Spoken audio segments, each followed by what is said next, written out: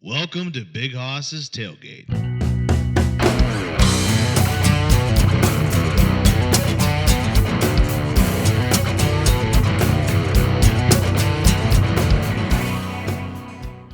And we're live.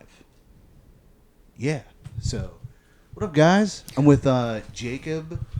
I don't know how to say your last name. Raducz. I didn't want to mess it up. I was going to say Raducz or something. It's a tough one. It's like a American pronunciation of a Polish respelling of a Russian word. So it's tough. That'll get you. Yeah. And Joe DeLong, right? Just Long. Just Long? Yeah, Joe Long. I kept saying Joe DeLong. People call me Joe Long Dan all the time because of my username. Yeah. But I've just come to accept it. Yeah, that's what my name's Andy, but I go by the Big Hoss thing. Right. And everybody's like, oh, how the badass name like that? I'm like, my buddies are drunken idiots. That's where that name came from. Like, I was at a concert holding up 2 concert beers. Right. And that's where they were like, oh, who's Big Hoss in that picture? And I'm like, all right. And then when I started stand-up, I was like, it's a cool name. I'll use it. Yeah. The best nicknames come from other people. Right. For sure. So, reason why we're here is I seen your guys' video of, I think it's Scuzzo the Clown. Scumbo. Yeah. I'm sorry. That's feel okay. bad. He's new. He's new on the scene. He's going to be misremembered a little bit. But I laughed so hard. It was this video of him going, I ain't smoking. Or I'll let you guys do it because this is your thing. Yeah, it's his voice. Go ahead. There's I didn't smoke indoors. I smoke outside. What are you talking about? Because it is one of those things where, like, as soon as I heard it, I'm like, I've heard this same person talk. Yeah. Like, I've heard this in Pittsburgh. Somebody's hammered, and they're like, I ain't doing nothing. I didn't say that. What are you talking about? I love the quieter it goes, too. Right. Yeah. That's what makes it even better. But I loved your training videos, too. I was watching, like, some of the cartoons. I'm like, this is so much fun. It reminded me of, have you ever seen Jay and Silent Bob's cartoons? Yeah, I've seen a couple of those. Yeah. Like the newer ones? It kind of Not the newer ones, but the 90s. I think it was like early 2000s. Yeah, made like that. the newer ones are like done on a cheaper budget. Yeah. But like, it kind of reminded me of those a little bit because it was still like, okay, it's still like indie. Yeah. But still, it looked good. Thank you. Yeah, And I appreciate I loved that. all the Pittsburgh stuff. Yeah. So how'd you guys come up with that? He's the mastermind. Oh, really? Yeah. Yeah, so that character, I made him in 2008, so it was a really long time ago. And I kind of just had him on the back burner, and over the last decade and a half, I would just write all these different stories, and I would draw them. I'm like, I have a general idea of what kind of story I want to tell with him. But I'm not much of a voice actor, so I was always looking for somebody to be his voice. And I just wrapped up production on this other show, and I was looking to do something else. And I saw, what was the first video I saw of yours? It actually wasn't a Dawn and Deb one. I think it was the Bed Bugs one. It was one of the Bed Bugs one that you did. And then I saw Dawn and Deb. One of the Bed Bugs ones. One of the Bed Bugs videos you did. Then I saw a Dawn and Deb one. And then I started seeing the Kings of Leon. Like, I've been going down Right. all around, look at all I see. And I saw that, and I was like, man, this guy has a really funny sense of humor, and I think he could be Scumbo. And then I was creeping on him online, and I was just looking up other stuff. I just wanted to get a gauge of, like, people have a persona sometimes online, and I'm like, I want to see how much this is, like, a bit, or how much of this is just kind of him and just turning on a camera. And then he had some interviews that he did, and he was a little bit more candid, and I was like, okay, this guy would get this character. And so I reached out to him, and I said, hey, I have some ideas for this character, and I'm curious if you'd be interested. This is kind of the direction I want to take it. And I think we could make a bunch of these shorts, and I'm still trying to figure out, too, like, the sense of humor, what works with him, and like other relationships he would have, and how we can write that in, and we can use these shorts to workshop all of that. And he was really down with it right away. And so we're just kind of throwing stuff at the wall. The Scumbo Locks In is kind of like those like David Goggins motivational videos where it's like, enough with the excuses, it's time to lock That's it. what it's like. Pittsburgh doesn't have like was it Boston has that Be a Man? Yeah. The Boston Be a Man guy. Like, Pittsburgh doesn't really have many personalities Because like, if we do have one, it's usually something cheesy. Well, Like yeah. Steely McBean. Like, Right. we have a mascot for the Steelers. And it's Steely McBean. Yeah. Like, that's the name you came up Right, with. right. Yeah. I was gonna say the Buccaneers have a pirate and shit. We have just a guy that never shows up, like, because that's how much people like kind of really don't like him. Yeah. I don't know. I think it's weird, but it's like I like. I'm hoping like that becomes like a mascot for Pittsburgh, the Scuzzo. Yeah, Scumbo. Yeah, Scumbo. I don't know why I keep saying Scuzzo. Scuzzo. Maybe he has a cousin named Scuzzo from Philly or something. Yeah. There could be like a Mr. Burns style bit where somebody never remembers his name. Well, And you it know- irritates him. It would remind me of. Did you ever watch Smokey and the Bandit 2? I have my not God. seen that. No. No. Oh, well, the second You one. calling me was- old, man? Nah, I just figured you. They maybe- say you might have. Yeah. Pointed to me. I just assumed like. I figured you remind me a little bit like my brother. A little. I'm bit. almost 40. Yeah. Yeah. So I was like close in range. Right. So I was like, he grew up on a lot of that. That's why I have a picture of Burt Reynolds up. Oh, okay. We went and met him at Steel City Con. But in Smokey and the Bandit 2, the sheriff calls in backup, and it's like his cousins from like a Canadian cousin who's a Mountie. Right. And like then there's another one too, but it's all played by Jackie Gleason as the sheriff. Nice. So it's like just different characters he played. Like it's just different accents and stuff. So I was like, that'd be crazy if there was like different scumbos from different cities and stuff. There could be that. Yeah, that'd The be Browns wild. one, they hate each other. Yeah, Right. Cleveland Scumbo. Oh man, yeah, dude. I love the content and stuff. I love like the Pittsburgh accents, and it's so much fun to do. Yeah, he's great at it. He's great to work with. Me and my buddies have been doing that for fucking decades. Like, I mean, I have a legit accent. I catch it sometimes, but it's not that thick, you know, when I'm regularly speaking. But like I was telling him on the way here, I say up there, I'm real guilty of that one. Same. You know, I'm from Washington County, so I get like I'm between like Washington and Morgantown, Right. Like where I grew up, which I always say is the failed coal mining towns. right? Like our biggest claim to fame is we got name dropped on the last episode of Quantum Leap Okay, nice. because they filmed it. Was it Belisarius from Cokeburg, and he was like the next town over from the town I grew up in. So like he just threw in characters like, oh yeah, I was the guy who worked at that mine. It's like it's our name drop. Nice. So I was like, I know what you mean, like with the whole up there, down there, in there, like little things that you don't even catch yourself doing, and then you say it in front of somebody, and they're like, "Are you from the South?" And you're like, "No, Southern PA," but Yeah, Right. I do the did you contraction a lot where you just say Jew. Jew, Like, Jew eat yet? yeah. Like, I always like the Jeff Foxworthy growing up because he always had like the redneck words, like mayonnaise. Right. Mayonnaise, a lot of people in this bar, and you don't even think about that, but then you're like, I've said that. Yeah. I've said it, like not even realizing I've said it. Yeah. If I drink, it gets bad. Oh yeah, that's. Yeah. I feel like every like no matter where you're from, if you have an accent, the more you drink, the worse it gets. It's wild. Like I sound like one of my characters if I drink. I think that's the test because you were saying that like you weren't born here and people always call Right. you out for that. And I'm like, no, if you have a beer and you start sounding more like a Yinzer, that's probably the clearest indication that you're in your heart. Exactly. It I wants me to answer. bring out the high lifes in the worst way. Yeah. Because I was born in Alabama. Oh, okay. Yeah. But I grew up here. I grew up right on McNeely. You know how mad I was when I found out Greenbow isn't a real place? Really? Yeah. Greenbow? Greenbow, Alabama from Forrest Gump. Oh, okay. Because that's where he's flew like, over my hey, head. I'm from Greenbow, Alabama. Right. I Googled him, like, there's no town in Greenbow. Yeah. Make Well, that he shit up. he is mentally handicapped in the He was a movie. special guy. Maybe he doesn't remember where he's from. What's crazy, they never say what Forrest has. Yeah. They just go, your son is right here.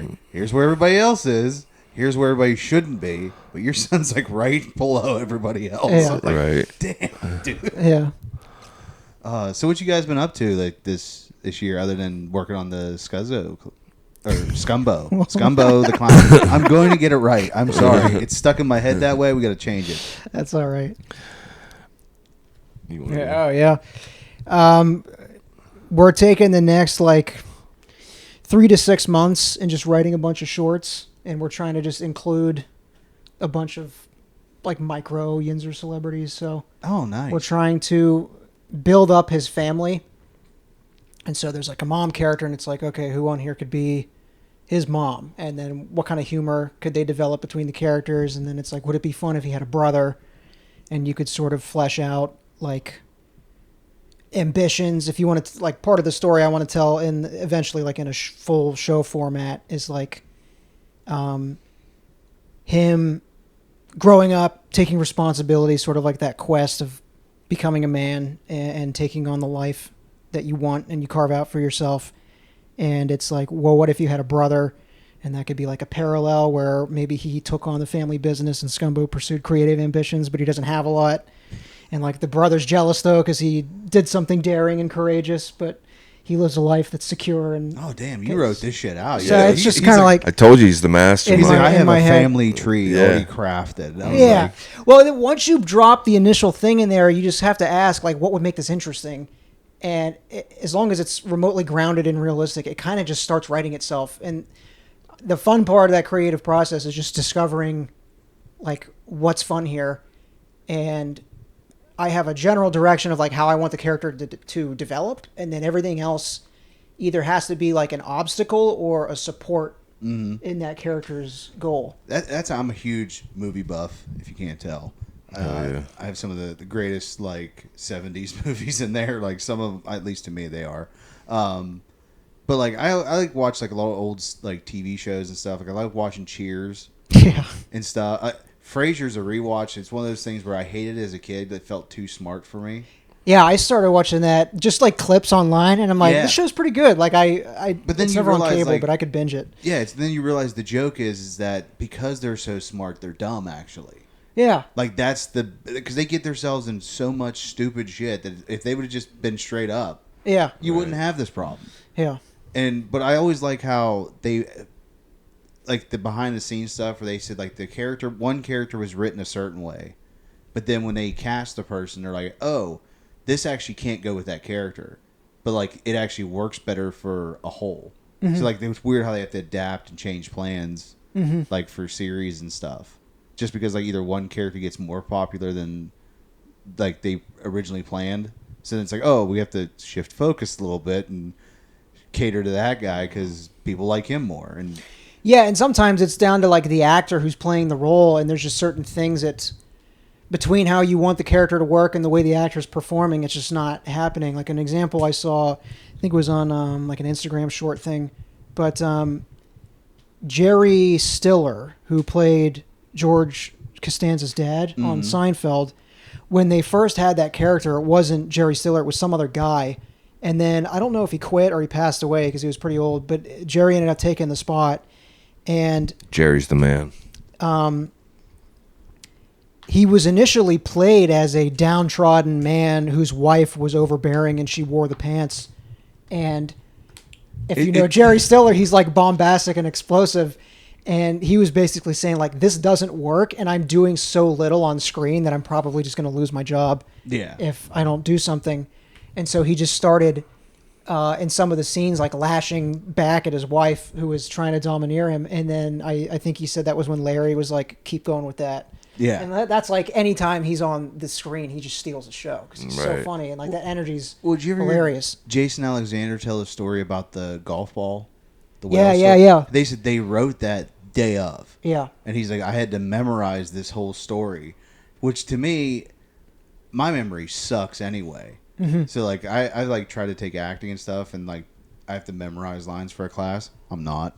I'm just not gonna do it. It's not gonna work. I'm not gonna memorize this. But like, that would be the hardest part, is like trying to act and like memorize all your stuff. Have you taken acting classes? No, but like, I know a good one if you want one, if you want a good one. well, like when I've done some of my collabs, like we were talking about, I did a video with Kennywood, and it was scripted prior to me showing up, and so having to, even just a few short lines, I suck. My memory sucks too. So even just a few short lines, I'm like, come on, man, like, get it together, Joe. I'm sitting there trying to. It's simple stuff, but I'm wondering if you give me like 3 key things to say, let me fill in the rest. right. I'm good. Like, Well, that's the thing. I can improvise. Yeah. Yeah, but when it comes to like just doing a straight up script, it's kind of, there's been a few times where I'm like have to do several takes, but I don't know. That's one thing I would love to get into acting, like comedic acting, but like I don't know if I can memorize the lines, man. I will say, like, the acting class I took is at Ensemble. Okay. In Keys Rocks. Shout out. Okay. It's a really, I would say, more affordable type of class. Like, I think it was like $300 or something, like $400. But like, they actually like teach you, and like they kind of lean more like the Russian acting, where it's more like natural stuff.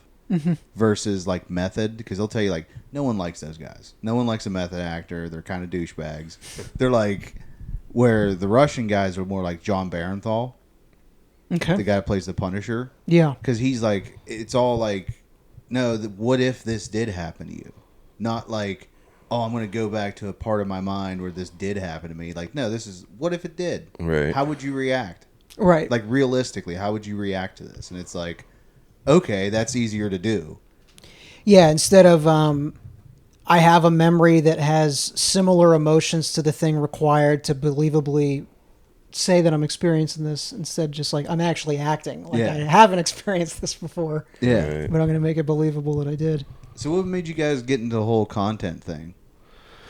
Me personally, I was agoraphobic. I don't know if you know what that is. Like, didn't wanna leave. yeah, I couldn't leave the house for a few years, Honestly, and I'm getting that way after COVID. that's, dude, I get it. It was COVID was what started it for me. But my sister, I always made silly videos ever since like MySpace, and she was like, "Why don't you, just do it for the therapeutic aspect?" Like, I wasn't trying to blow up or anything. But about 6 months in, I had 100,000 followers, and I was like, okay. And it was like, I was like, what all can we say on here? Hey, free game. Okay, because I was like doing little freestyles about having a bush. Yeah. That was kind of my initial thing, was like rapping about having long pubes, but like flexing, like a rapper, like how they would about diamonds and stuff. I'm talking about having a long bush. Yeah. And it did well. And so I was like, it kind of shifted something in me where I was like, all right, well, I'm seeing it take off and getting like semi-viral. So I was like, I guess I'll just keep doing it. And eventually it got to a point where, once I had 200, 300,000 followers, whatever, I was like, I got to get out of the house. Yeah. Well, after a while, like once you're like online scrolling all the time, and you're trying to post at because that's what sucks now, is like post after everyone's already kind of blown up. Right. Is now it's like trying to time when you post and all that stuff, and like it just drives you nuts. It And you're does. like, I need to get out of the house because that, and people suck on. Right. Like, and I don't mean like to attack anybody in particular. I'm just saying, like, I hate reading comments because it's like, it's just people fighting over the stupid stuff. Yeah. And I've been fortunate to where most of my comments are people just throwing their own little jokes in. Yeah. Yeah, like tagging it or Yeah. like something like that. Most of the people in mind, I think they genuinely seem to enjoy what they're looking at. That one you did had a bunch of people posting like the sassy Yeah, Sasquatch gif. they tried to That's funny. say that I was copying Sassy the Sasquatch from the Big Les show. Yeah. Never had heard of it prior to. I just want to say that. Yeah. Dude, people were like, Well, no, that's what they people don't were realize. livid about that. I know. Like, Well, that's the thing that makes you mad sometimes, because you're like, hey, do you ever think that maybe some people don't watch the same shit you do? Exactly. yeah. I And it's looked not it really up. that far-fetched to say, what are you talking about in a high-pitched voice? I know. And it's also, it's like, what are the odds that you just roll the dice and you're like, oh, I found something somewhat similar? Yeah. Yeah. Like, Big Hoss. You think I'm the first guy to have a name Big Hoss? Right. Yeah. I got credited for a show that I didn't do. Oh no. Like, somebody in California, like, hey, here's $40 for a show. And I was like, well, I didn't do that show. And they're like, oh, there's another guy named Big Hoss. And I was like, all right, but it's not me. Right. Like, as much as I would love to take that money, He can pay. That can be a royalty payment for the name. right? I'm like, okay, I'll take my cut. Yeah. So So it started out therapeutic, Mhm. and then it became like where I started booking ads. Like I did like Primantis and Sheets and stuff like that. But that was because of the Dawn and Deb stuff. Oh, okay. I don't know if you ever seen that. Yeah, I've seen a couple of those. those that was what got me locally known. Mm-hmm. Well, yeah, because that's such a relatable, especially when you hear the name, you're like, oh, yeah. Yeah, everybody knows a Dawn and Deb, dude. In Pittsburgh, it's such a common name. Mm-hmm. You know. But people will know that because I will try to tell people what I'm up to with this project, and I'll say, "Do you know who Joe Long is?" And they're like, "And I'm like, do you know Dawn and Deb?" And they're like, Yeah. I know Dawn and Nobody Deb. ever remembers the name. I know, yeah. That's why, like, my dad talks about the one actor, and he's like, hey, is that Daryl and his other brother Daryl? Because he's talking about Newhart. Right. And I'm like, you mean the character actor, the guy that's been in Blade Runner and, like, all his other movies and stuff? Like, he's done other things, but he just knows him from that thing. Because that's what that guy was like, mostly famous for, I guess. Right. So, yeah, I always find that, like, fun. Yeah, it gets annoying though because people will always be like, when I go somewhere, they'll be like, "Bring the wig." You're like, I'm like, I'm not bringing the wig all the time, man. yeah, I'm 'cause there's sorry. some days, like, I just want to hang out and chill. I don't want to. Exactly. Yeah. I don't want to be on. Right. And everybody wants you to be on all the time. Or like, do the thing. yeah. That's why I've had people like, I was like, hey, you want to do the podcast? Or like, I don't really. I'm like, dude, you don't have to be on to hang out. Right. Like, we're just bullshitting. Like, no one's. No, there's nothing serious here. Like, we're just it's just like, you know, I'm probably gonna talk about video games at some point if you guys play. Yeah, I love video games. I used to play a lot, not so much anymore.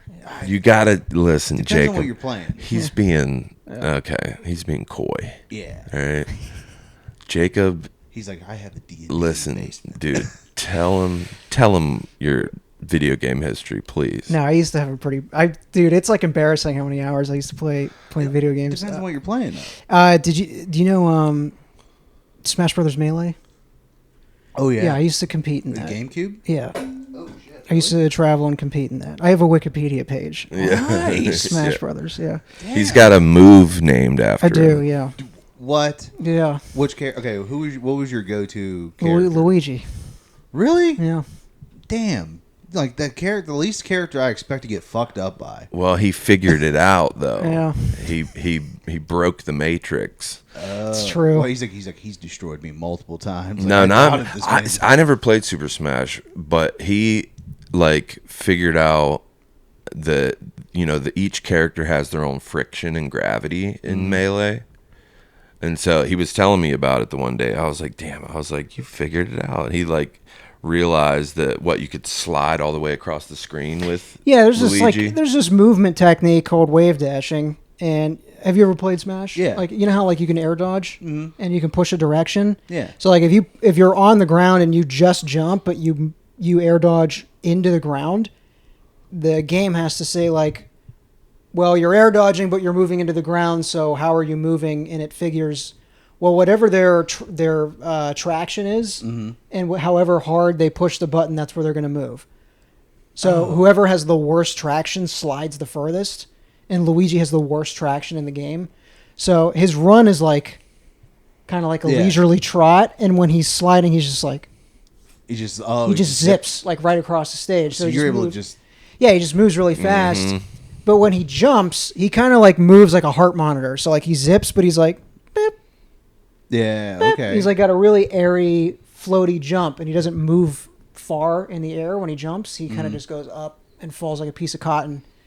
But there's this thing you can do where if you're on a platform and you do that wave dash move and then shoot a fireball, it will carry all of the momentum from the ground into the air. So like now you have a way of moving in the air quickly horizontally. You'd be that guy that's like, I'm not playing with you. Yeah, Because that's like, you're happened. going to destroy me. That's happened. It's like those dudes that play Madden and they get really into it. You're like, I'm not playing with you now. Like, Right. No, dude, it was like 15 years. I played competitively for like 15 years. It was a Damn. long time. I had a buddy. He used to play competitively for Halo. Yeah, Okay. that's He- an intense game. Yeah, and Halo, he was like, I remember like we played it was the last one they did, Infinite, And like one of the first multiplayer matches we did, and he pulled a Quigley. And for those that don't know what a Quigley, like you'll know, like gamers will know the term Quigley because I think it's like you kill 2 guys with 1 shot, I think. But that comes from Quigley Down Under with Tom Selleck. Okay. Because there's a scene in the movie where he shoots a guy and he shoots 2 guys with 1 bullet, kind of thing, or something like that. It's ridiculous. Like, Yeah. It's actually a solid, like, say what you want about Tom Selleck as an actor. It's a pretty solid movie, like, for a Western. It's more like it's like a Australian, I guess. Okay. Like, he's like a cowboy that gets hired to do a job out west, or like out in Australia. Like the Outback. Yeah. Yeah. And when he gets there, he doesn't realize when he gets there the job is they want him to hunt Aborigines. And he's like, yeah, I'm not doing that. Like, that's kind of a scumbag thing. Yeah. And then the guy turns on him, and then, of course, he's on the run, and then it goes back for a final showdown. That's wild. I've never seen that movie. It's a really good movie. What'd you say that's called? Quigley Down Under. Quigley Down Under. It's like made in the 80s, like... That sounds like an 80s movie. Yeah. That makes sense. But, like, one of the few good 80s movies. Right. Like, 80s movies are one of those things where you're like, you love them, but they're bad. Right. Like, Rockies are good. Yeah, like campy and pulpy. Yeah. Movies, yeah. My opinion, like, what do you guys, like, what's your favorite types of movies? Like, you guys action guys? Comedy. Okay. Yeah. I like to laugh, man. I don't know. It's weird. Over the past few years, I've kind of broken my brain with social media to the point where I have no attention span. Yeah. So really the only thing I can get into is something funny. Mm-hmm. You know, I mean, it could have explosions, it could have superheroes, whatever. I can't get into it for the whole 2 hours, you know? Yeah. If I go, I have to go see it in the theater. 'Cause Yeah. That's the only way I'm going to pay attention. I do want to go to a theater again at some point. Yeah. It's been a long time, but It's been Masters years. of the yeah, Universe. it's I can't even something. remember what the last movie I saw in theaters was. It was Yeah. at least 5 years ago. Right. Me and my dad went to go see Mandalorian. Okay. And I took my dad. My dad's like in his 80s. Like, I was one of those oops kids. Right. Like, every time a woman says, like, oh, I need to hurry up, my clock's ticking, I'm like, my mom had me at 41. Right. Yeah, then my mom dropped the, like, bomb on me where she's like, yeah, the doctor said there was a chance you might have Down syndrome, but we were like, we'll risk it. And I was like, thanks, Mom. I appreciate that. The doctor was like, hey, listen, we can kill you if you want. We can kill it if you want to. I was like, thanks, Mom. Thanks for sticking up for me, I guess. Like, so, crap, I forgot how I got onto that tangent. Oh, yeah, like, yeah, I took my dad to go see Mandalorian, and he liked it. Like, it's just a fun little adventure movie. Like, it was nothing big, but the reviews were trashing it, being like, there's no big revelations. I'm like, why does every movie need to have a big revelation and speak on something? Why can't it just be fun? Right. Like, remember, like, we used to watch action movies, like, Rush Hour never had anything major to say. It was just Jackie Chan and Chris Tucker. Right. Yeah. So, like, yeah, you said comedies. What's your favorite comedy? I don't know. I'm real big on. I love Sandler, and I love him as a person. I think because more so than his comedy style, because he got all his boys involved once he was on. And that's something I would love to do is like incorporate my friends, Yeah, they basically all got their own movie. Yeah. Or two. Yeah. At some It's point, like yeah. Sandler's kind of like a comedy John Wayne, because John Wayne did the same thing in all of his movies. It's the same actors because they're all guys he like started with, and then when he got superstar, he's like, yeah, I'm going to bring the same guys I worked with because these guys helped me get better. Right. So why would I not keep them around? Because I look as good because I'm with these guys too. Yeah, and Exactly. if you're friends, you're all going to have chemistry. Yeah, It just works. yeah. There's some It's people. It's like- like, yeah, you just work better with that person. Like, why not? Right. How about you? What's your? Oh, I was gonna say, what's your? Did you have a favorite My comedy? You were saying favorite Sandler. comedy. You can go. You can go old school. You can do recents, whatever. That's a tough one. I like absurdist humor. So like Tim Robinson. well, Tim Robinson, Tim and Eric Andre, I guess Will Ferrell's a little bit. Will like that, Ferrell. Yeah, I love Will Ferrell. I love Robin Williams. right? Oh, that was my He's favorite. good. Yeah, he was Yeah. I have the 90s sweetheart for Right, family movies. Right. I think I have one of the seasons of Mork and Mindy, or maybe two of the seasons of Mork and Mindy over there. That's dope. Yeah, that's I always recommend that one, like for people like if you like Robin Williams, go watch this. Mm-hmm. This is what started it all. Right. And like, there's a really cool episode in like the first season where it's called His Mixed Emotions, and he jumps through like 50 different emotions in like 5 minutes. Right. Because he does love, lust, and he just he just goes.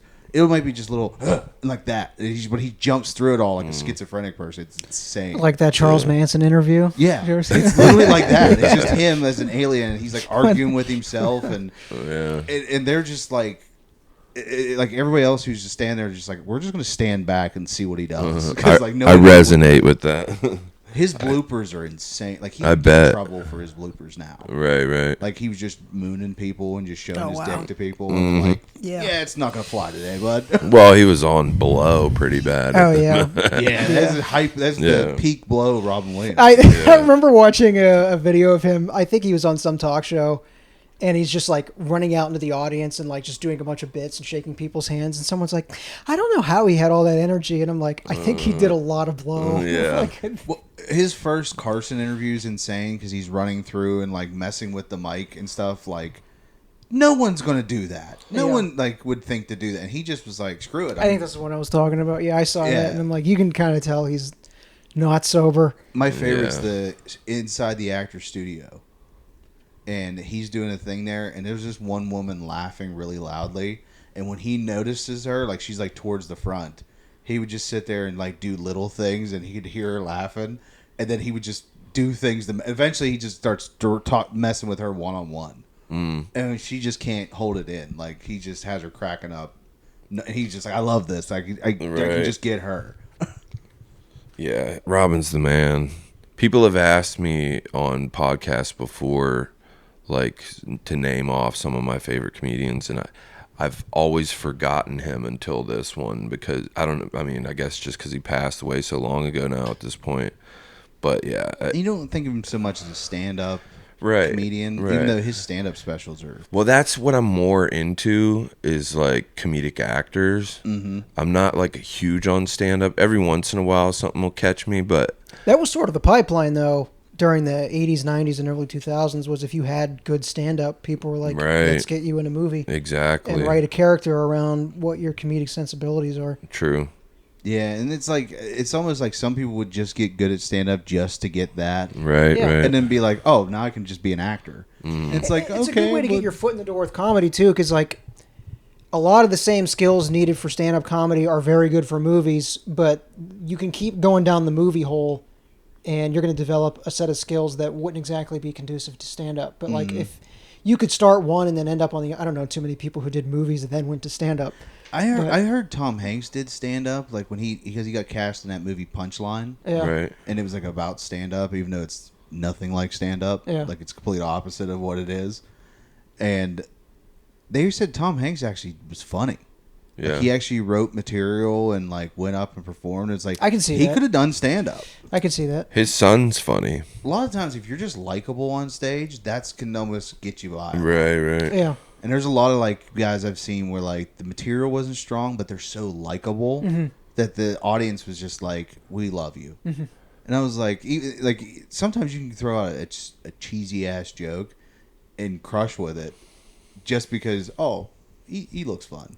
Or something with a lot of bite, and people forgive you because Yeah. you've endeared yourself to them over the last however long you were up there. I have one joke in my set where I make people groan every time, and it makes me laugh because I'm like, that's for me. I know it's no one else is gonna laugh at this. I know everyone's gonna groan, but it's for me. Fuck everybody else here, you know. So yeah, what's some of the movies you like?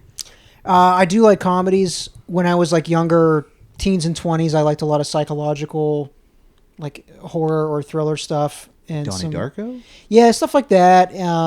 Like Darren Aronofsky movies. I liked those when I was in my 20s. Ooh. Like The Fountain and Pi and what was the other one? Requiem for a Dream. Requiem for a Dream. Stuff like that. Just really like... They're not like... they're mentally melodramatic. Did you ever hear what his take on Batman was supposed to be? No.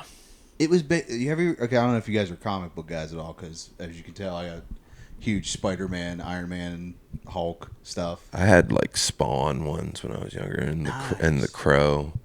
Well, those were like, they just had movies. They were like too, graphic and- novels, though. Yeah, which I rock with the anti-hero stuff. 'Cause Yeah. sometimes, like, we all get a little vigilante vibe. Where we're Right. like, it'd be so nice to be Wolverine now and just pop the claws. Like, Right. it'd scare everybody and you'd feel badass. Like, I can't wait for the Wolverine video game. oh, dude, listen, I've been watching it. Did you see the trailer for that? No. Oh, it looks sick. Basically, is- it's Insomniac Games, which is the ones that made the Spider-Mans. Okay. And the Spider-Mans were pretty fun, I think, in my opinion.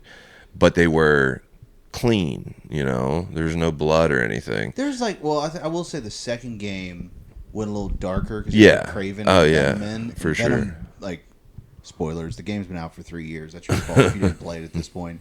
Venom bites the head off Yes, this dude. that is Okay. true. And like, there's actually like a blood stain there. and, Okay. Like, they kind of like they were. Yeah, I mean, it's I didn't teen, even think about that, but yeah. But like this, that's as dark as they yeah, went. but this one's brutal. This one shows Wolverine stabbing a dude in the face, and like you actually see the claws like in his face. And Wow. I'm like, gee, like the crazy part was the only part that kind of throws me off from like the type of violence it is when Wolverine gets shot up. Like it showed his costume ripping, but then he would heal and the costume would come back. Yeah, And I'm like, I get it. I don't want to play as naked Wolverine either. But you could at least just took the shirt off or something. right. Like that's what the cartoon or the what was the one they did when the movie came out, the first Wolverine movie. There was a forget. PS3 Xbox game. I don't know. It was a movie adaptation of it was a game adaptation of the movie, but the game went way harder than the movie did. Okay. Like they let you kind of do what this Wolverine does. Like Okay. cut people up and there's Right. blood everywhere. And it's like this is the best game ever. Why did they not make a sequel to this? Right. Because they got roped into Call of Duty. That's why. Mm-hmm. Yeah. But comedies mostly now I'll watch. And I haven't watched like a lot of TV or movies recently just because like work's busy. And then I also like potentially not stealing something. Like if you're writing a lot and I don't want to have That's how influences I feel about from TV. comedies. Yeah. Like I don't watch other stand-ups do specials. 'Cause Yeah. I don't want to like lift an idea from them, not even realizing it or something. So Right. it's like I try to like put myself in a bubble almost. So I that try to like just tell most of my stuff's stories or dating stuff, anyways. Yeah, if I watch comedies, it's stuff that's like so old that it's already ingrained into my whatever comedic voice I have from animation. I still think I'm developing that, but I think my favorite comedy movie is probably Hot Fuzz. That just like kills me Solid. every That's a kills solid me every choice. time I watch it. It's so funny. Yeah, you got the Edgar Wright ones. Yeah. I love a good Mel Brooks movie. Those are Yeah. great. Yeah, The Farrelly brothers. Fairly Brothers, That's I didn't even think about that. That was Dumb and Dumbers. I've probably seen that at least like 150 times. Yeah. I've watched that movie so much, dude. Jim Carrey's another good one, man. the Yeah. one that doesn't get enough love as it should. Me, Myself, and Irene. I actually That's haven't the seen one that I was movie. thinking I have of. not seen that movie yet. Oh, it's great, dude. Yeah. And it's so full disclosure. I wasn't gonna talk about this, but I'm schizophrenic. Okay? Oh, you're good. Yeah. And that movie reminds me of when I go into a psychosis. Like that character that Jim Carrey plays. 100% reminds me. I gotta I'm watch just this like- movie. Oh, you got to see it. That's why I brought it up because Dude, he's staring at you that got to kid, see He's it. like, "What are you staring at for?" Us? Yeah, like it's spot on, dude. I saw one clip on Instagram where a lady caught him in line at the grocery store, and then she was buying like a feminine hygiene product. Oh, yeah, that's like And right he gets grabs over the microphone thing, and starts yeah. embarrassing her. I think over that's the- in the beginning of the movie. I think so. That's when he first Yeah. snaps out. Yeah. Yeah, that's when he finds out he has like a problem, kind of thing. yeah. I was gonna say that the one part I like in there, I didn't know this. Like, I like how Jim Carrey would like surprise people. So they said like he was messing with like the kid. They had 3 actors playing his sons, but they were all black guys, and they were huge. Right. Because and they didn't explain. I think it was like he was married to a white woman, but she was cheating on him, and then just leaves him. And then he has these 3 sons that are obviously not his. Yeah. But he raised them like his sons, Yeah. and like at the There's one part he's leaving for work, and they're all like, "Oh, we love you, Daddy. See you." And he goes, "Okay, kisses," and that's not planned. And you could see it on their face. They're like, "Ha ha ha!" And then one leans over and kisses him on the cheek. And they're like, it was better because he did that. Like, that's me, myself, Irene. That's like his. Yeah, that's funny. It's such a good movie, man. That's a funny bit. there's tons of stuff in there. Like like his kids in that movie are hilarious. It's Anthony Anderson. I can't remember who the other two guys are, but they were hilarious. Is who's the guy who played the janitor on Everybody Hates Chris? The dad. Terry Crews. Is Terry Crews one of the sons? That. No, it was. This is before Terry Crews. Okay. I think Terry Crews was probably still playing football at that time. Really? Yeah. Oh, okay. I forget. I didn't even know he played football. No, I didn't know that. He's one of those dudes that, like, you'll like when you find out what his age is, you're gonna be like, I didn't think he was that old because he just looks that good, like in shape all the time. Yeah. Well, it's like I just found out Howie Mandel's 70. That's insane. Yeah. But then again, he hides from germs, so I True. I didn't think he was 70, but then yeah, he's had a career in the 80s. Mm. He was Bobby. He was Remember from Bobby. Bobby's World. Yeah, he was a voice actor. Oh yeah, so yeah, if you're, I don't want to throw ages out there, but like you said, you were like, I'll be almost- 39 this year. Okay, how about you? I'm 35. Oh shit, you guys are older than me. I'll be 34 in August. Okay. Yeah. So yeah, I thought I didn't know what ages were there. I Yeah. thought for sure he was gonna be the young guy and sneak up on us. Yeah. No, I went for him it's to be you. like, I'm 22. I'm like, what the fuck? Because I hang out with people now. Like I was hanging out with this, one of the comics last night, and I was telling him, I was like, yeah, I was like, my nephew was born like 2002, and he's like, oh man, that's when I was born. I was like, don't say that to me, because I remember when my nephew was like a little kid running around. And Yeah. You think I'm hanging out with you? It feels like I'm hanging out with a little kid now. Yeah. Like, Yeah.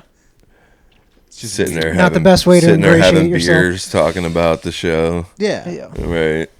Dude, last night was wild. We did a roast battle Pittsburgh, and then they announced that night that we're going to the Improv now. Nice. So it's like July 8th.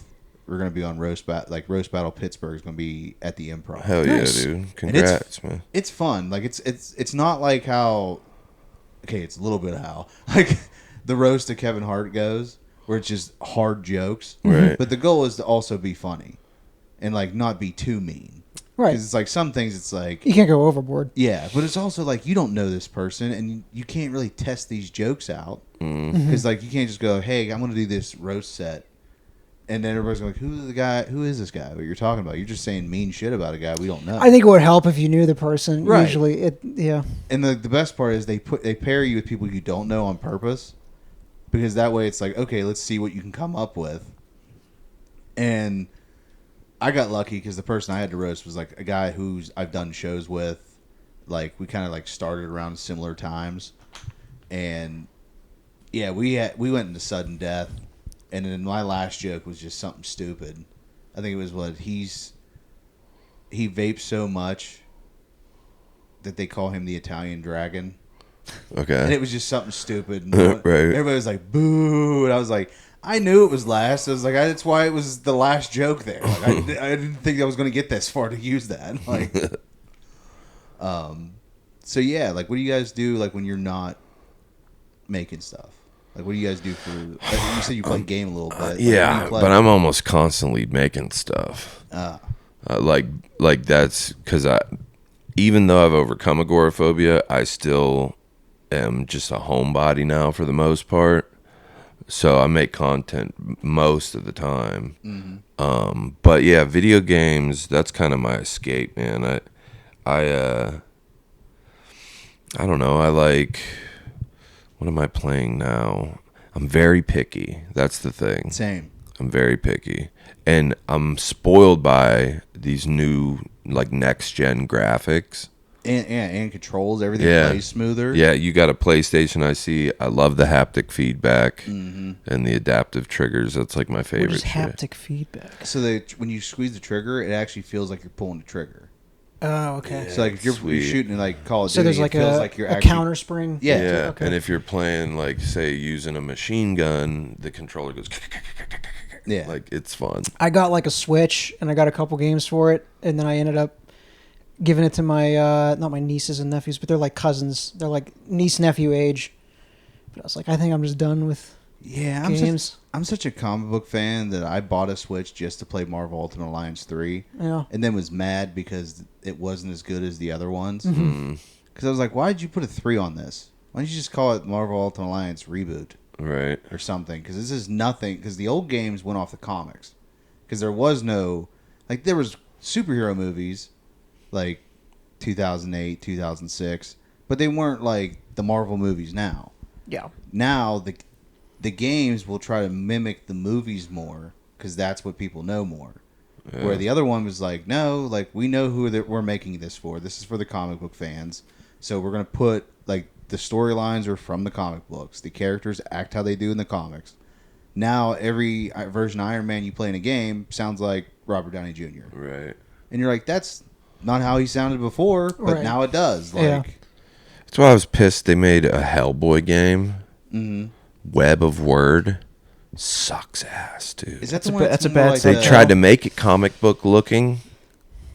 Yeah, it looks like the original Mike Mignola. Yeah, but it's not fun. Like, I don't know. Hellboy, they could have done so much with a video game. 100%. Like, remember they did one for, I think when the second one came out. They did like there was like a game that they like a standalone game, Right. but I don't think it was that great because it was like of course we're just trying to get this out for when the movie comes out. When's Pizza Tower. That was the last game I played. Pizza You Tower? ever played Pizza Tower? is that where you just stack up pizzas till they fall over? No. It's a really cool game. The art style looks like the really crazy '90s cartoons, like Ren and Stimpy. Mm-hmm. It feels like you're playing a Sonic game, and the objective is like formatted like a Wario game. Okay, It's like crazy. It's just this cool, like a side-scrolling kind of reminds me of Super Meat Boy. platform game. Like you're in the Pizza Tower, and there's floors to it, and that's like each chapter or section area, whatever. And then there's like maybe 5 or 6 doors with the levels. So you go into the level, you find all the 5 ingredients, and then you like lead them out. And at the end of the level, because you're trying to destroy this tower, because he's a pizzeria guy, and he owns a business, and he's like going broke because this insane pizza business opened up next to him, but it's like run by this evil pizza face thing. It's just all silly pizza. It's like complete nonsense, but it's very absurd. And so you're going in, and you're trying to destroy this tower. And then so at the end of each level, there's like a pillar that holds up the section of the level, and you break that down, and the level starts falling apart, and you have to escape the level in time. And then like that's each one. So you do that to every level, and then you fight the boss, and then you go to the next level. It's a really, really cool game. I still can't believe you're a retired gamer, man. Yeah. I picture like somebody coming up to you at a bar and you're like smoking a cigarette. Someone says Voodoo Gin. You're like, haven't heard that name in years. It's good. Almost like that scene where Deadpool goes to recruit Wolverine. He's like, get out of here, bud. Right. Like, Yeah. listen, that's one Marvel movie I can watch on repeat nonstop. Yeah, Deadpool and Wolverine. Again, the absurdist humor, you know what I mean? Yeah. Like, I don't know. A guy in a jacket like has a control. He's like, we need you for one of those reasons. Right. It's like, But yeah, fine. I don't know. I've been playing, I just beat Uncharted 4. I put that one off for some reason. But those graffics are incredible, yeah. I'm a graphics. The expansion of it, the Lost Legacy, or it's the 2 spinoff. See, that I couldn't get into. Oh, okay. The Lost Legacy one. Mm-hmm. I tried. It was okay, but Yeah. I like the story of Nathan Drake. Like, I don't know. I got into it. Yeah. I keep getting shit because I'm a Death Stranding fan. And people are like, it's just a walking simulator. I'm like, listen, they actually just updated it. And it's called Into the Wilder mode, which is like nightmare mode or whatever. So I started replaying it as that in Death Stranding 2. Started replaying it on that mode. And like, as soon as you start the game, there's an earthquake. Then there's a sandstorm. And there's like bandits everywhere. So it's like, it's way more... in my opinion, it's more fun because you're running into shit at every corner, you know. But I just, again, the graphics, that's what got me with most things nowadays. No, Kojima games are awesome. That's the guy that did, Yeah. he did all the Metal Gear games and stuff. And I played I guess it was kind of a remake, the Metal Gear Delta. Okay. Because I never played that one. I only played 4 and 5. Right. Like, I didn't get, I had strict parents growing up, so no M-rated games. Yeah, yeah.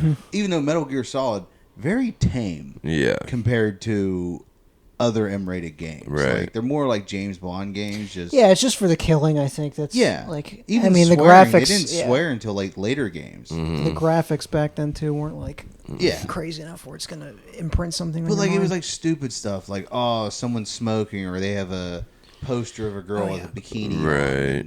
That's stuff that be suggestive and too risque now. Yeah. When I was young, I wasn't allowed. My mom was super religious, and I wasn't allowed to watch anything involving witches or spirits or so including Same. the Ninja Turtles because Splinter meditated.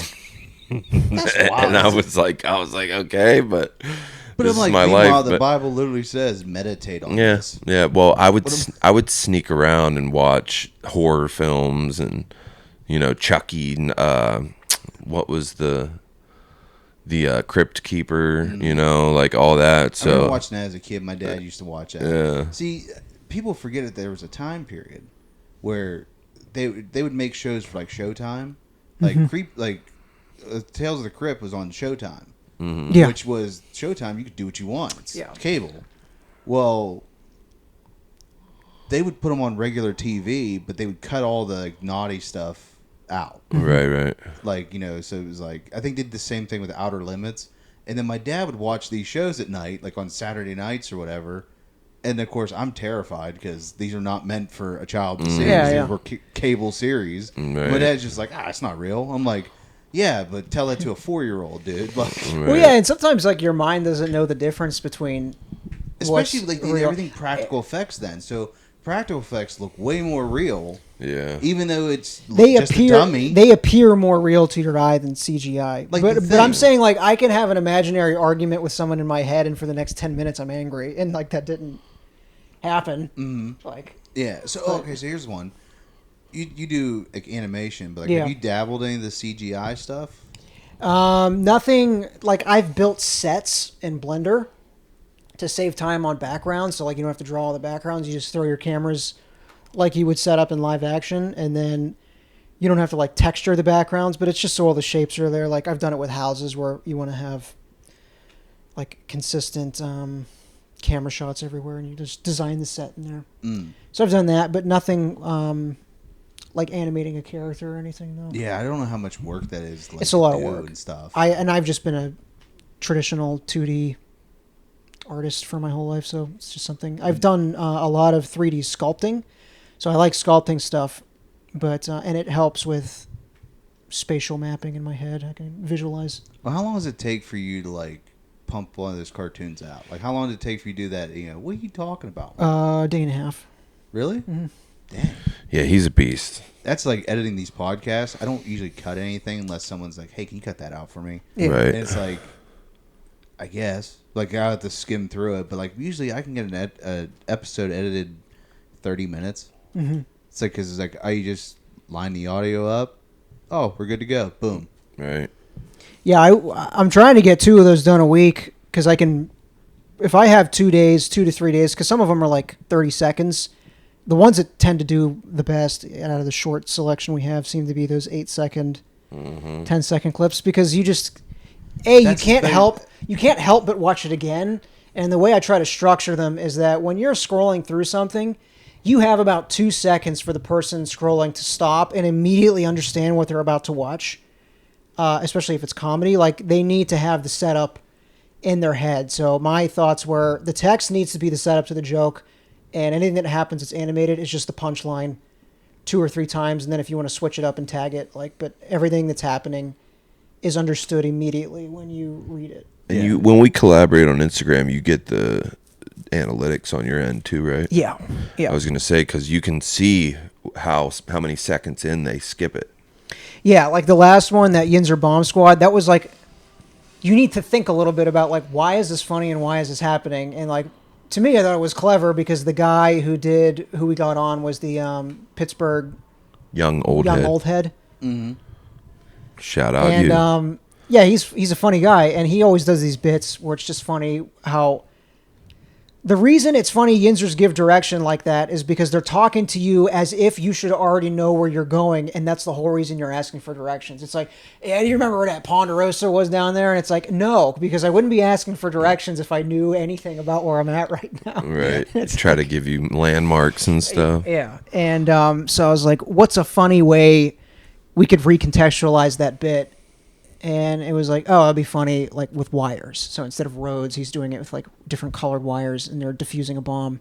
It's just like, just different ways you can think about something to make it more presentable in an animated form.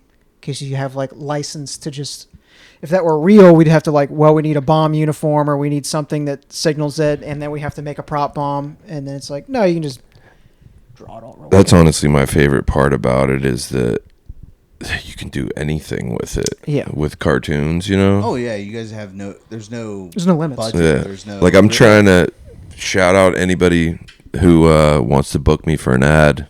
We could do a Scumbo one. Love to because do it. that would be dope. Like, just doing a cartoon advertisement. Yeah. I think that would be sweet. I mean, a lot of different like artists and stuff like doing comedy and not even realizing. I have one guy like I know that he does a lot of like photography and stuff. But he also does like hip hop music, like right. hip hop jazz and stuff. And like he's been on here a bunch of times. And I always say when he comes on, I get prepared to like, this guy's going to make my face beat red, because he like will say the wildest stuff and then just watch me react. Like right. there were one time like I was dating somebody at the time, and they were asking me very, very personal questions. Yeah. Of like, oh, how come you wouldn't do this? And I was like, I can't go into details why. And Yeah. they're like, oh, why not? Like, and they were like asking questions. I'm like, my face just bright red. Like, just, I don't want to be, I'm trying to be respectful here and be good. Oh, you don't want to divulge all of your personal secrets Right. on a recorded podcast? Oh, yeah. Oh, man. Man. So what's something you guys like really like nerd out on?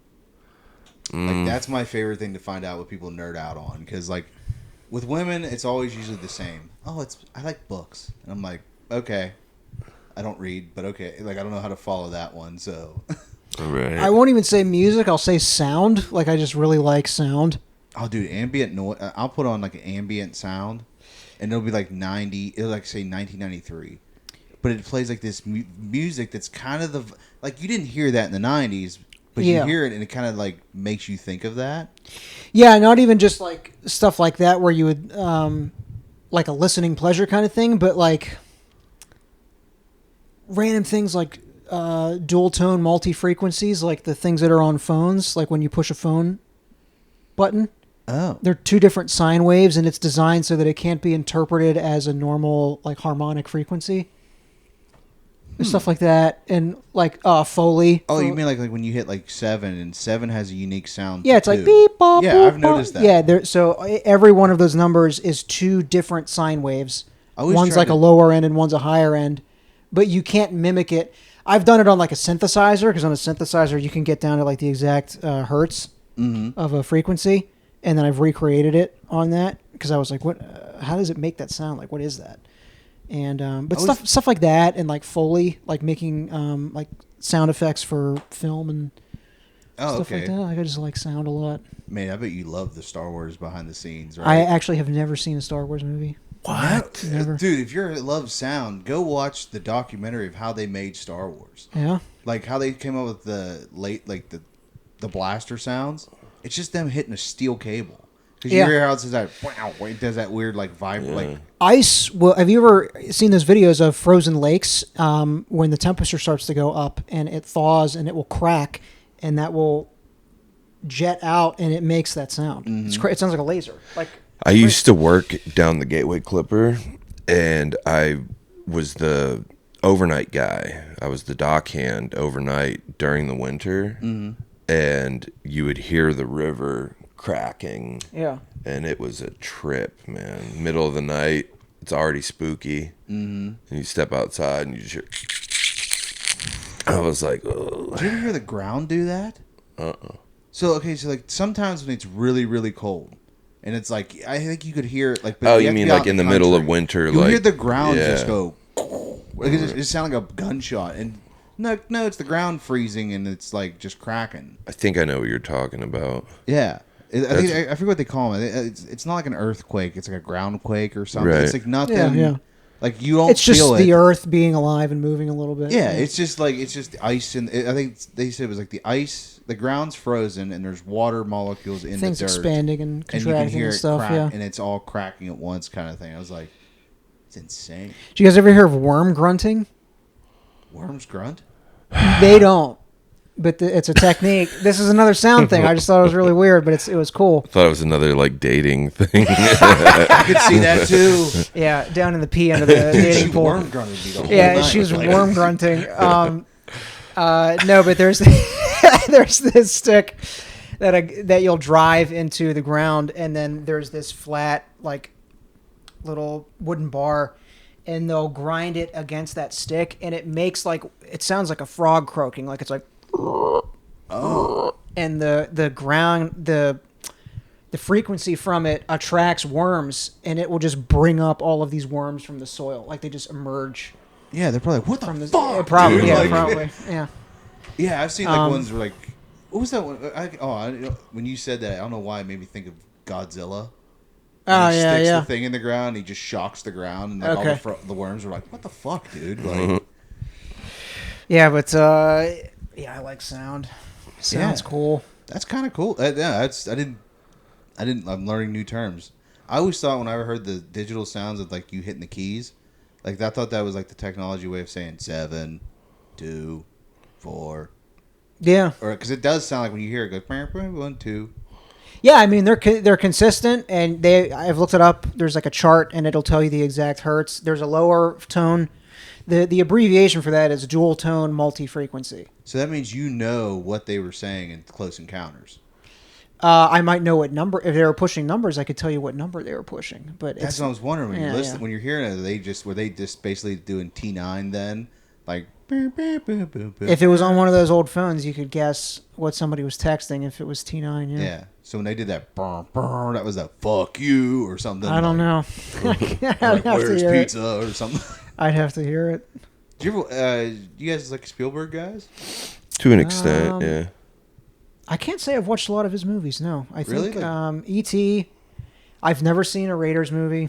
Ooh. Well, there's only one Raider. Indiana Jones. What else did he do? That's what's weird. You start thinking about like, crap, what did he do? And then you're like, He did Jurassic, Jurassic Park. I've seen Jurassic Park. Schindler's List. I've not seen that. Yeah, that's a hard watch for anybody, I think. Mm-hmm. Saving Private Ryan. I think I saw that one time. Yeah. That was brutal. Yeah, that one's... Yeah, most World War II movies are going to be pretty Yeah. brutal. I will say Mel Gibson's one he did, that Heartbreak Ridge. Never saw it. Yeah, I think... No, it's Hacksaw Ridge. Heartbreak Ridge is Clint Eastwood. Okay. Hacksaw Ridge is about a guy who... This is a true story about a guy who... He was a conscientious objector, I think. Basically, like, he was religious. And he goes, I do not want to fight in the war, but I still want to serve my country. He goes, let me be a medic. Yeah. And they're like, well, you Just can't be people a don't want to medic fight. Yeah. and not carry a weapon. Like, that's just suicide. You're running into battle. And so he ended up winning this fight, and they sent him overseas. And he went... In the movie, they make it one battle where he saved all these men. In real life, it was a couple different battles he was in. He saved a bunch of guys, but he didn't fire a single shot. But he literally just went out there, grabbed people, and ran them back. Huh. And the movie is like super over the top violent. Right. Because like they had to show the horrors of war against a guy who will not fight. And like so when you see like the opposite end of the spectrum where these guys are like, I think one point like Mel Gibson's son, who's in the movie, grabs a dead soldier, picks him up like this, and runs with the guy forward and lets him take all the bullets. And I'm like, that's insane. Like, Yeah. who thought of that? Like, Yeah. That sounds pretty sweet, though. it's a good movie. It's kind of like sad a little bit too, because like you realize why he does not want to fight. And Right. when you see that, you're like, oh, you understand now. Okay. And it's like, oh, okay. So like, what else you guys like? What kind of music you guys like? I make music actually. Oh, shit. That's Yeah. another thing I do in my personal time. Yeah. I like making music. He makes music. His stuff's pretty sweet too. Like, is yours like more beats? I'm only asking because you did the sound thing, so I was wondering if like you just more. There's some experimental stuff I've done, but most of it revolves around like trying to mix genres. Okay. Like I usually find an artist I like in every genre, and then that becomes like I'll just go down their discography, and if I find an adjacent artist that is like making good offerings in that genre, I'll start listening to them. But it's like once I hear enough, I'm like, yeah, that's enough of that, and I'll like try and find somebody in each genre that I like, and then try and find fun, interesting ways to marry conventions from each one. I'm a huge country music guy. Yeah. But like I like looking for like, oh, what's a country cover that someone did and maybe it's like a different vibe. Mm-hmm. Like there was a band I saw, their name Shane Smith and the Saints, and like a Texas country band. Okay. But their opening time, every time they open for a show, like whether they're like open their set, they do Last of the Mohicans, the pan flute thing, except they do a country like a bluegrass version of it. It's badass, like to watch live. Like, Yeah. it's just it's fucking awesome. Right. And then I also heard someone do a metal version of it, which I thought was pretty insane because it's just all electric guitars and metal instruments, and like I think there's a violin. But I'm like, that's fine. That's cool. There was an album I listened to last night. I think it was called. It's either like The Marvelous or The Wonderful World of Electronic Music, and I want to say it was like late 40s or 50s. I think it was Moog just developed synthesis technology, and it was the first electronic album ever made. That's sweet. And then I was like kind of looking into what genres of music developed because people could make things electronically now, and you could do like the different effects with it. Like you could intentionally put reverb or chorus or stereo delay or something, and it just totally changed That's the cool. landscape of music and stuff. And I thought that was I feel like I've pretty heard cool. about that. Like heard about the. I like the a start lot. of A lot electronic. of like. Have you ever heard of Mort Garson? Mm-mm. He has this album called Plantasia, and it's an album. When I say electronic music, most people think like EDM, but think of it more like video game, where these are like compositions, and they're just using electronic instruments to voice them. And the intention with the album was that you played it for plants and they liked it. That's crazy. Yeah, it's cool. There's some really cool pieces on there. Oh, you ever heard of Moondog? Why does it sound familiar? Because it's a pub in Blawnox. Oh no, I'm thinking I've heard of that. Yeah. But then I'm also thinking of Dog Star. Not Dogstar. Dog Star is Keanu Reeves' band. Moondog Okay. is this. He's not like an actual Viking, but he dressed up like a Viking, and he was this old guy, super long beard, had like the cool horn helmet, the garb, like feathers on it and stuff, and like a pelt, and he lived on the corner of 151st Street in New York City, and he's just a savant musician, and he makes all of these crazy compositions. A lot of them, I would probably say, it's like a mixture of really stripped down orchestral music and Native American percussion. Okay. And then he did this one song, and it was with a saxophonic, the London saxophonic not orchestra, but just group. It might be like a quintet or something like that of woodwinds, and it's called New Amsterdam, and it's one of the most beautiful pieces of music I've ever heard. It's so good. If you haven't heard that, you got to look that up. Oh, okay. New Amsterdam by Moondog. It's like a beautiful melody, and then these different woodwinds just start like weaving in with each other and harmonizing, and then this big chorus comes in and starts singing the lines to the song, and then it just all kind of crescendos and comes out. It's like fantastic piece of music. Hell yeah. Is that him? Yeah, that's him. Sweet. I'm gonna hit follow. I'm gonna make sure I can try one. The album that's on is called A Sax for a Pax. It's just all Most of it's woodwind. There's some piano pieces on there and some singing, but that's a really, really solid album. Yeah, I really like good acoustics, like good someone playing like acoustic guitar. Yeah. I like songwriter stuff mostly. Yeah, me too. Because it's like, oh, this is someone bearing their feelings out there. Mm-hmm. Like, and I feel like it's more. Sometimes the voice may not even be as good. It's just how they're saying it, what they're saying, and just the vibe. Mm-hmm. You know. Right. Oh, what kind of music do you make? I rap. Oh shit. Yeah, I've been rapping since I was like 9 years old. Damn. Yeah, so that was my initial dream, was to be an animator like Jacob. That Okay. was my first dream as a kid. But then once I hit middle school, I got into rapping, and then that became my dream. So during my 20s, that was what I wanted to do. But again, I was fighting schizophrenia, so that put a little bit of a damper on things. By the way, 5-6 years now I haven't had an episode because I'm on the right meds. So That's good. yeah. So but I turned it into like comedic rapping.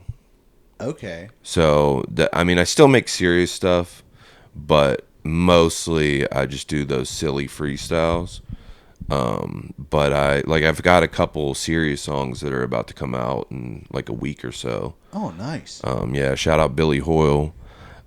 He's a local producer. He's like I call him like the Pittsburgh Alchemist, because he's very similar. He's a crate digger. He like finds old samples and flips them, and like old school hip hop, you know. Yeah, I have to get you in touch with some of my buddies there, because like my one buddy, he does hip hop in the city, but he's traveled to Japan. That's awesome. You ever hear the band Abstract Theory? Yeah. Oh, that's him. Okay. That's my buddy. That's sick. He's done the pod a bunch of times. Like, I'm in one of his videos. That's Nice. dope. So yeah, he called me. He's like, "You want to be in a video?" I'm like, "Yes." And then he's like, "So I'm like, I'm so pumped. I get to be in my first rap video, and it's just a bunch of dudes." I was Hey, like, that would be my luck. It would be my luck. It's on brand every time.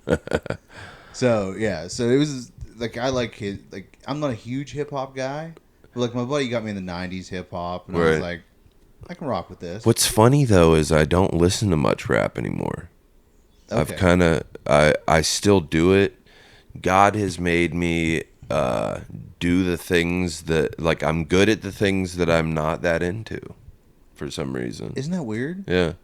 Like I said earlier, I don't even really watch stand up. Well, I think what But it like is, I'm decent. I got the comedic timing, you know. yeah. Well, it's one of those things where it's like you don't have to really be into the thing Yeah. because it's like it's kind of good that you're not. Right. Like, because it works out. Because there's times, like, I've done shows with, like, people, and I'm like, oh, yeah, he seems like a pretty cool dude. And then my buddy after was like, yeah, that is. You know who he's worked with and who he writes for? I was like, no. And he's like, yeah, and he likes you, by the way. I was like, oh, that's crazy. Like, because if you didn't know who the person was and you just go in and you're just trying to, like, work with the person and be professional. Yeah, you seem like a normal dude. Yeah, you'll just get a normal reaction. Where if you go into the person, you already kind of like, oh, I'm already fangirling a little bit. Mm-hmm. You're gonna be off, and you're gonna come off as weird. Right. It works out- it's happened to me because like I was like that. I met country music people, and like you want to freak out, but then you're also like seeing the horror stories where they're like, yeah, I had this one fan. You're like, don't be that guy. Right. That's Yeah, and you have to imagine that famous people more or less are dying for normal interactions with people because most of the time that's not what they yeah. have, and there's probably a time in their life where they remember that transition from people act weird around me It is hard to to I could like just look at a person at a grocery store and go, "Sup," and then it wouldn't mean anything. Yeah, and it's like, it's hard. It's like, I'm trying to think how the best way to word it. Screw it. I'm just gonna move on. Couldn't think right. of how to say it. Yeah. I just want to clarify. I hip hop was my first love, so I do definitely still love it and pay homage and everything. So I don't want to be like, oh, I don't listen to rap anymore.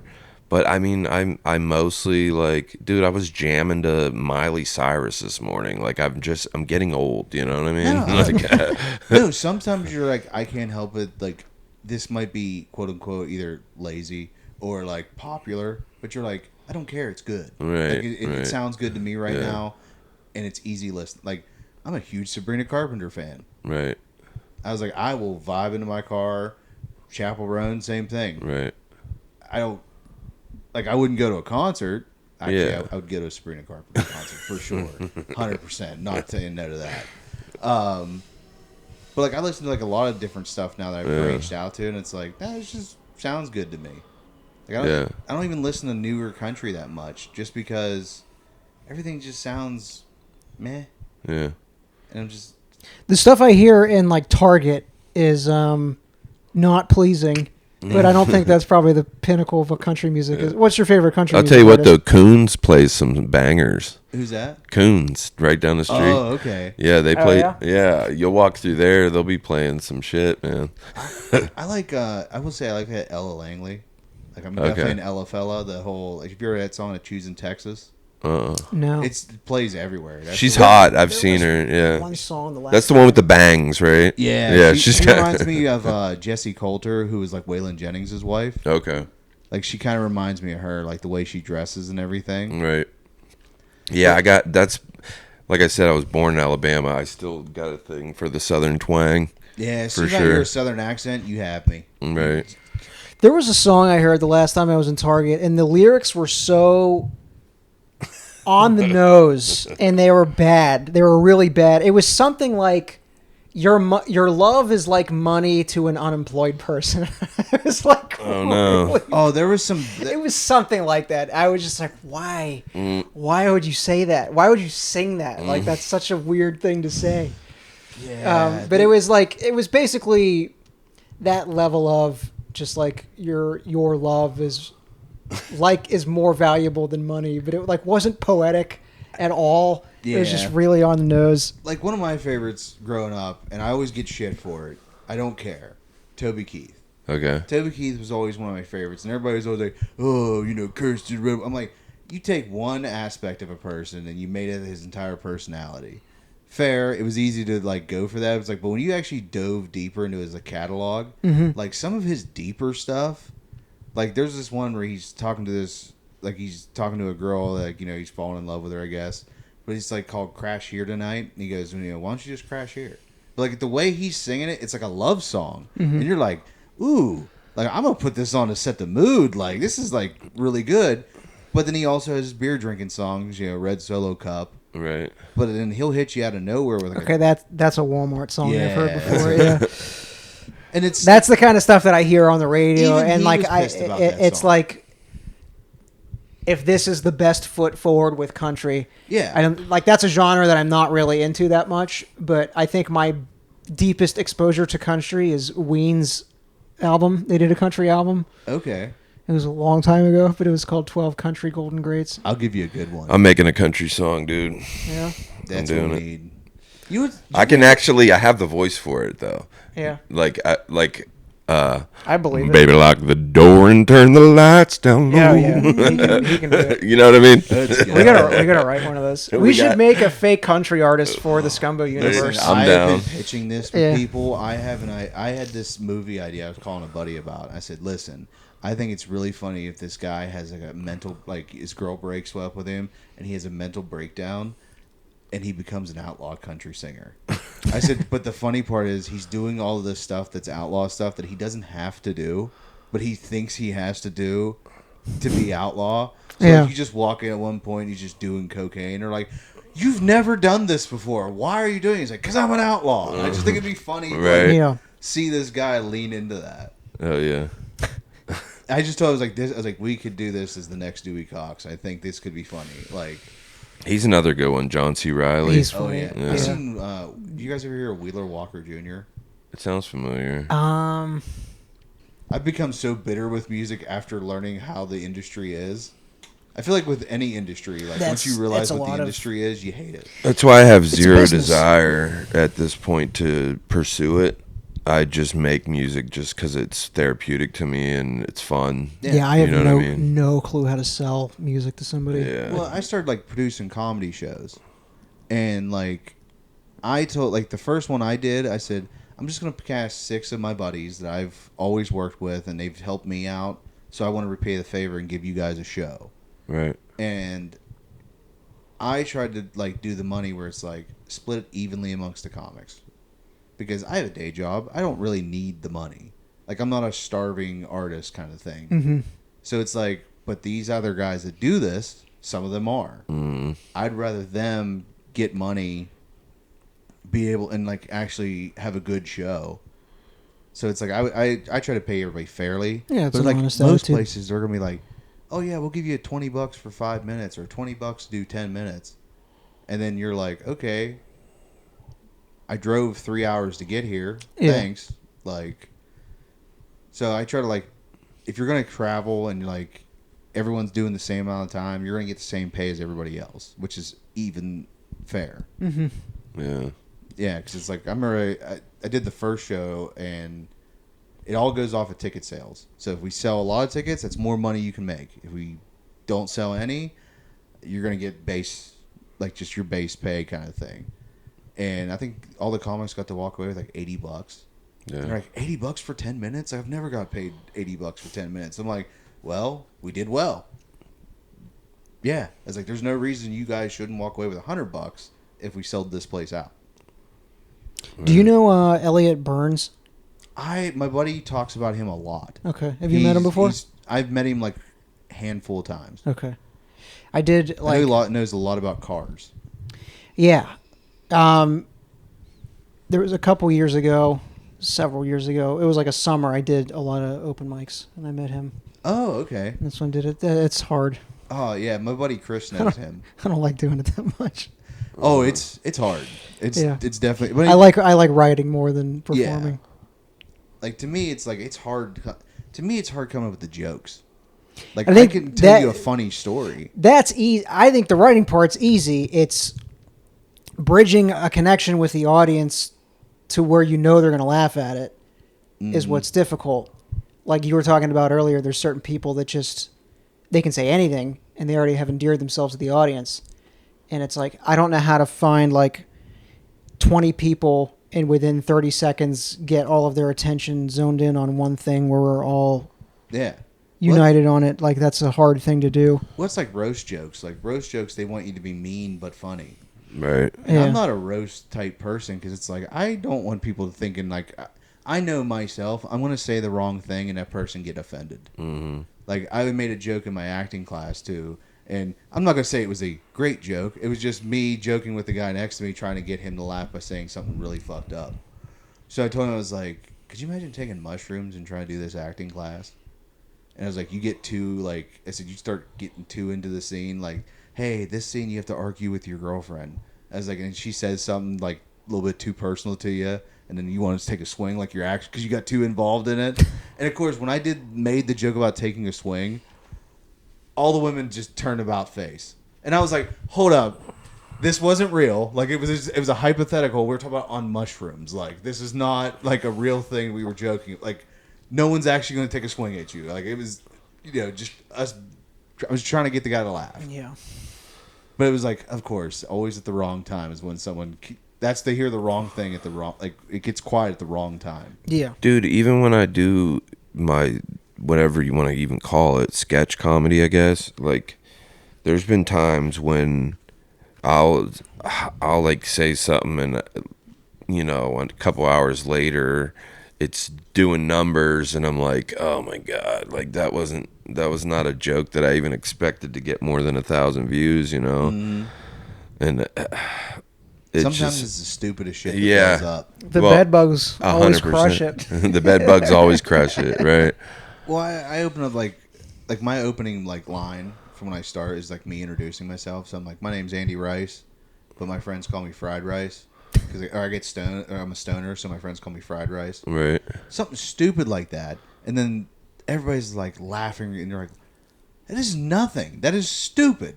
Yeah. Like, I've done similar type jokes, and you guys have heard crickets for, but you laugh at fried rice. Like, Yeah.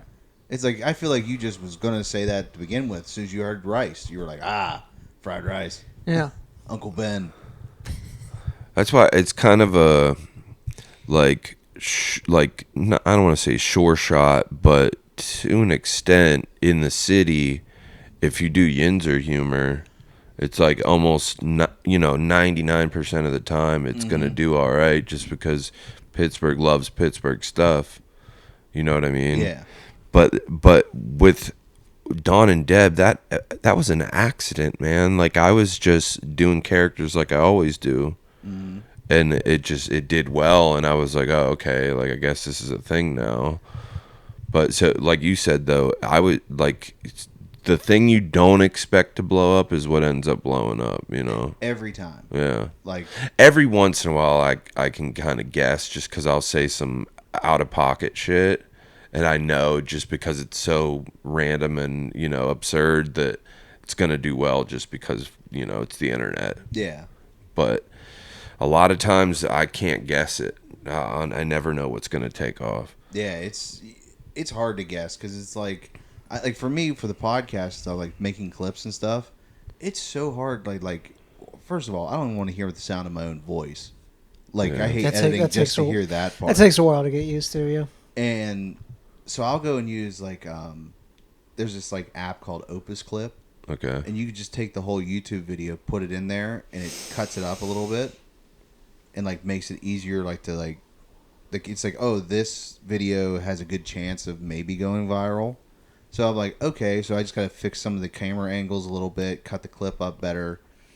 So it'll give me a good starting point, and then I can change it from there. That's the nice part about it. Good part about technology. Yeah. Yeah, some people are like, oh yeah, I just made a whole podcast off of that, and they're like, don't do that.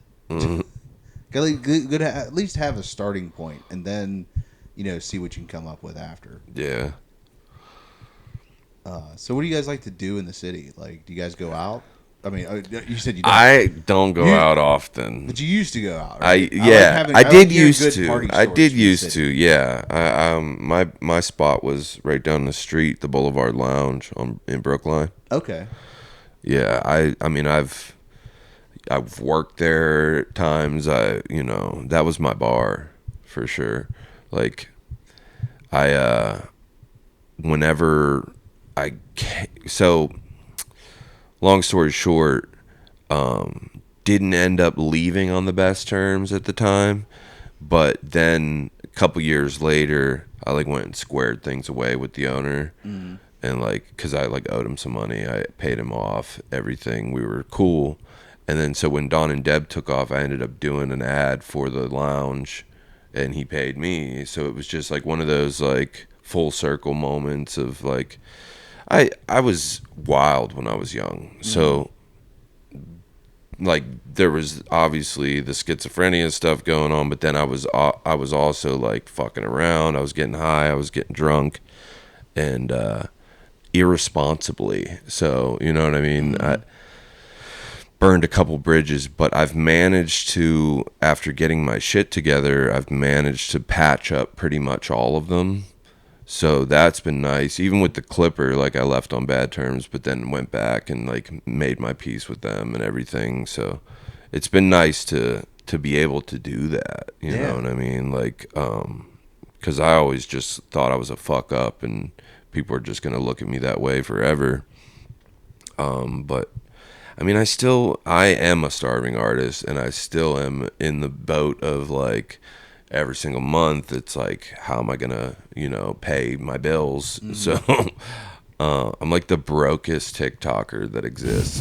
I honestly believe that, because it's I had a buddy I have a buddy that does TikTok, and he'll do live streams. He'll do 12-hour live streams. I'm like, dude, there's no way I could do that. That'd be tough. You can make money on them.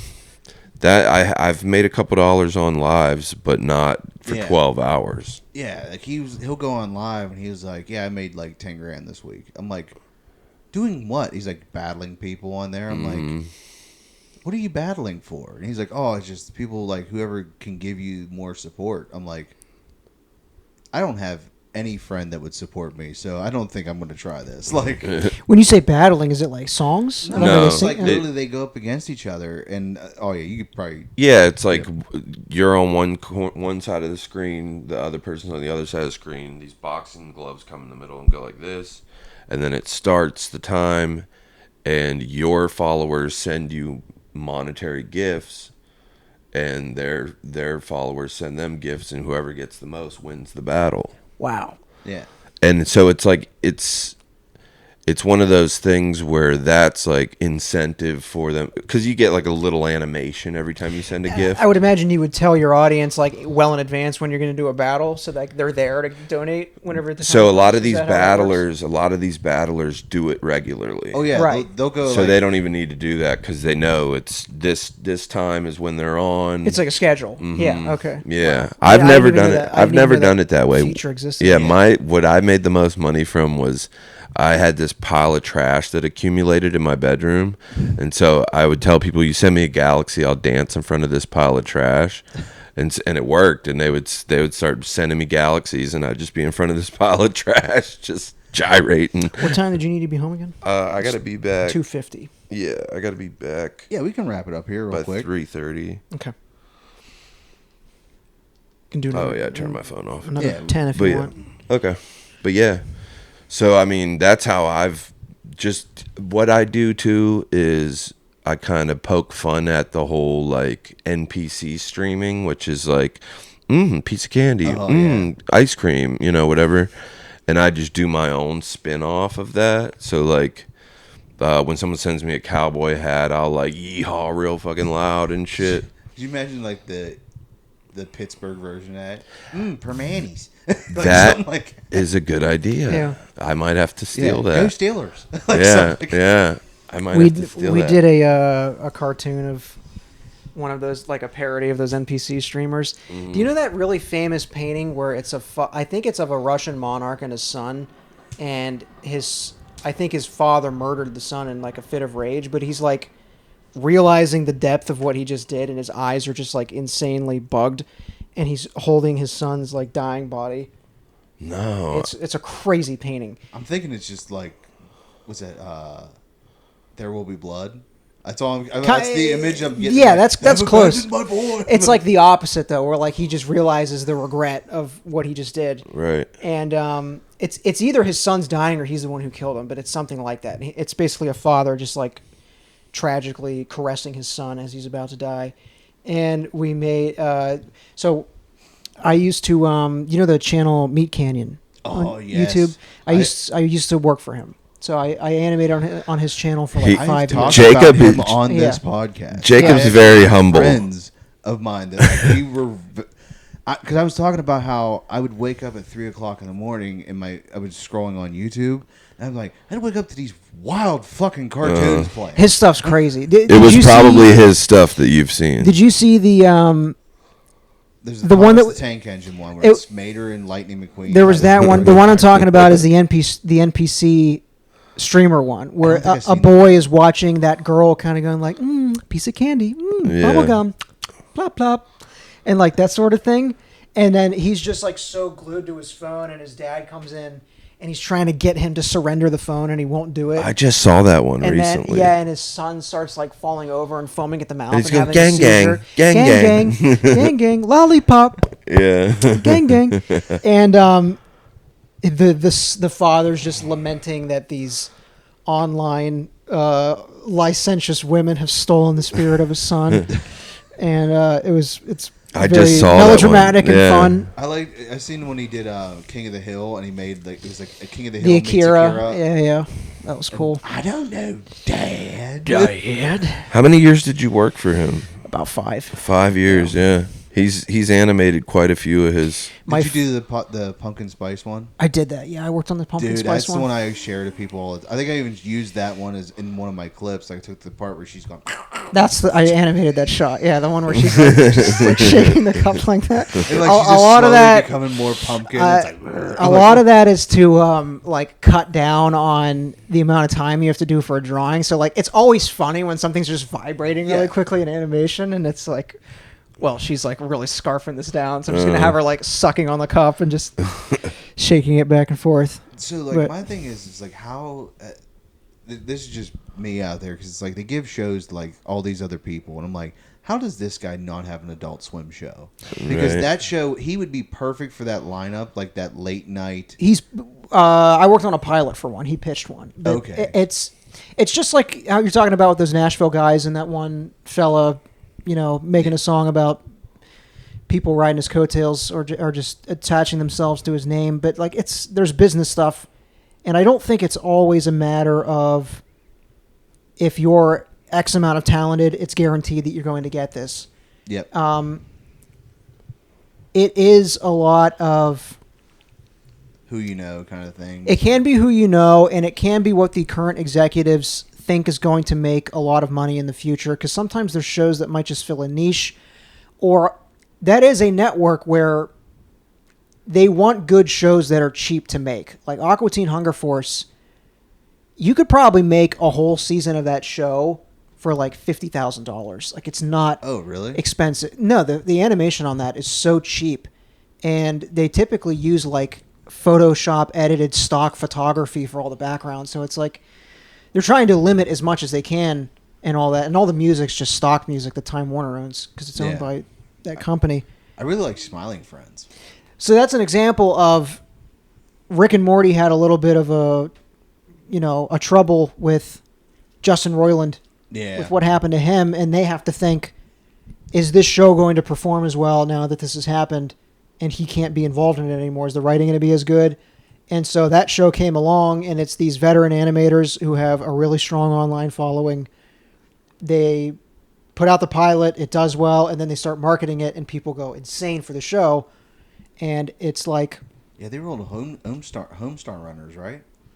No, Homestar was... What didn't he? Isn't that? I thought I was watching a video that was saying that one of the guys from Smiling Friends, that's where he got his start. No, I thought it was Michael Cusack Michael Cusack is one, and Zach Hadel was the other one. Michael Cusack did that Bush World Adventures. That was like an Australian parody of Rick and Morty. Morty, get in the fucking car, Morty. That's the one. He did Koala Man 2, and then he made YOLO Crystal Fantasy. And there's an online series he made called Crocodile and Cube. It's like two characters making music together. It's like extremely dry, but it's if you've ever tried to make music with someone in a non-professional setting, it's very funny. Who's the guy that did? He's the one that sounds more stuffy. That's Zach. He did. That's the one I thought did one videos on Homestar Runner. No, he did Hellbenders. There was a show he did called Hellbenders, and then if you've ever seen that viral video, Get Out of My Car. There's a guy, an Uber driver, dropping a lady off at the hospital, and the story is this lady was provoking this guy the whole time, and then she turns on her phone, and it's just the guy screaming at her, so it looks like this guy just erupted at this woman for no reason. Mm-hmm. And then, but it's, if you hear the story, like when people get angry, most people don't get angry for no reason. So like when you see stuff like that on a phone, it's like, I wonder why the play button was pushed. I wonder why the record button was pushed. Is that the one where like the guy, here. The guy's the Uber driver, and somebody sits in the car, and like all of a sudden they'll like start screaming. He'll be like, "Why did you scream? Get the fuck out of my car!" It's kind of like he's like, "Get out of my car!" Yeah. Now. No. And then like it took a while. It's like, for me sir, to realize, you can't talk to me like that. And he's yeah. like, I will talk to you any way I want. Get out of my car. Yeah, he's just screaming at this lady. But he did an animation of that. That's like a huge, famous animation he did. Nice. Yeah, I like the old early Adult Swim. Like I remember before Adult Swim.